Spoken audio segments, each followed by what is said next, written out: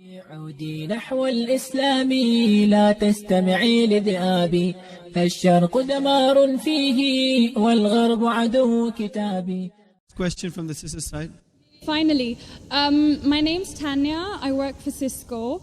I'm not here to disagree with anything, but I've always had a lot of people, especially Muslims, well, not a lot of people, just Muslims, always telling me, because you're a Catholic, you're going to go to Jahannam, but we're Muslims, you need to convert and you will go to heaven. According to me, I'm a good Catholic. I try to be a good Catholic. I don't intentionally commit sin. But does that mean because I'm a Catholic, I'm going to go to hell, and if I'm a Muslim, I'm going to go to heaven? Sister asked a question that many of her Muslim friends say, because she's a Catholic, because she's a Christian, she will go to hell.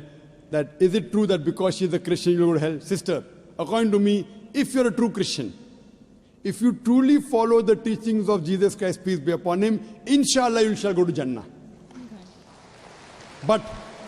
But if you truly follow the teachings of Jesus Christ, peace be upon him, Jesus Christ, peace be upon him, said, seek ye the truth and the truth shall free you. Correct? Now, what you are following, I don't know. Are you following your church or are you following Jesus Christ, peace be upon him? If you are following your church, the chances of going to Jannah is very high. If you are following Jesus Christ, peace be upon him, inshallah, you shall go to Jannah. Now, if you read the Bible, there are sayings of Jesus Christ, peace be upon him. I don't know how much you are well versed with the Bible. Now, all the sayings of Jesus Christ, peace be upon him, are in red letter. Are in red letter. Yeah. Sister, do you believe Jesus to be God? Well, I'm a bit confused about that, so I'm not going to get into that. No, I'm asking yes or no. Well, confused God. No, it's not confusion, but I don't want to answer something I don't know. And it's not funny. I'm not saying you know or not. Sister, I'm not saying you know or not. What do you believe I'm asking? No, I do believe he's God. Yes, yes, that's it. I'm not saying what you know. You may not be able to prove it. Yeah, fine. I do. Sister, I'd like to tell you one thing.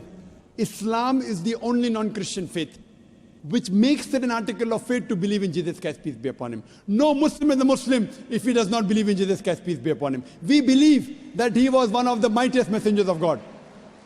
We believe that he was born miraculously without any intervention. We believe that he was the Messiah, translated Christ. Yes. We believe that he gave life to the dead with God's permission.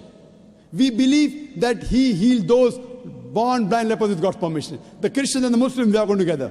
But one may ask, where is the parting of ways?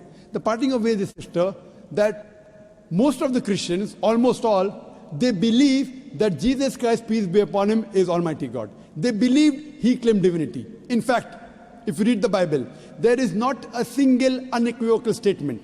There is not a single unambiguous statement in the complete Bible where Jesus Christ, peace be upon him, himself says that I am God, or where he says worship me. Sister, if you can point out a single unequivocal statement, a single unambiguous statement, anywhere from the Bible in which Jesus Christ, peace be upon him, himself says that I am God, or where he says worship me, I am ready to accept Christianity today. In fact, if you read the Bible, I'm not talking about you accepting I'll come to it. Or not. I'm not. I got my answer. I'm giving you, yes. I got my answer. You got half the answer, I'm giving the complete answer, okay. inshallah. You can go ahead. You got half the answer. Okay. I told you that if you're a true Christian, you shall go to Jannah. Yes. You don't know what a true Christian is. I'm giving you information about true Christian is. If you read the Bible, Jesus Christ, peace be upon him, said in the Gospel of John, chapter number 14, verse number 28, my Father is greater than I. Gospel of John, chapter number 10, verse number 29, my Father is greater than all. Gospel of Matthew, chapter number 12, verse number 28, I cast out devils with the Spirit of God. Gospel of Luke, chapter number 11, verse number 20, I with the finger of God cast out devils. Gospel of John, chapter number 5, verse number 30, I can of my own self do nothing. As I hear, I judge, and my judgment is just. For I seek not my will, but the will of my Father. Anyone who says, I seek not my will, but the will of Almighty God is a Muslim. So Jesus Christ, peace be upon him, submitted his will to God. He was a Muslim. He never said he was God. It's clearly mentioned in the Gospel of John, chapter 14, verse number 24. Jesus Christ, peace be upon him, says that the words that you hear are not mine, but my Father's who has sent me. And it's clearly mentioned in the book of Acts, chapter number 2, verse number 22. Ye men of Israel, listen to this. Jesus of Nazareth, a man approved of God amongst you by wonders and miracles and signs, which God did by him, and you are witness to it. So Jesus Christ is a man approved of God amongst you by wonders and miracles and signs, which God did by him, and you are witness to it. So from the Bible you come to know that Jesus Christ was one of the most beloved messengers of Almighty God. We love him, we respect him. Do we follow his teachings?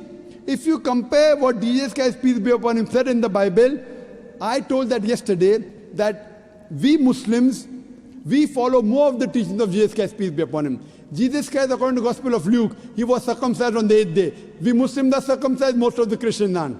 Jesus Christ, peace be upon him, said, you have to follow each and every law. Gospel of Matthew chapter 5, verse number 17. Everything of the Old Testament, you can't break one law or dot or a tittle.